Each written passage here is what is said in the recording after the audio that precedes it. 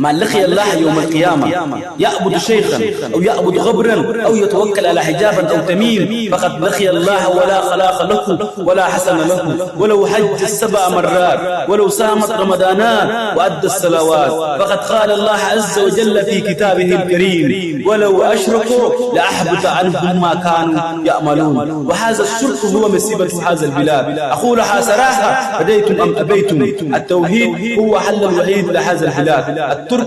ترك الشرك وترك العبادات القبور والقبب هو الذي يصلح عليكم أعمالكم ويغفر لكم ذنوبكم يا أيها المؤمنين. لا شيء غير ذلك، التوحيد لا إله إلا مخلصين له الدين ولو كره الكافرون.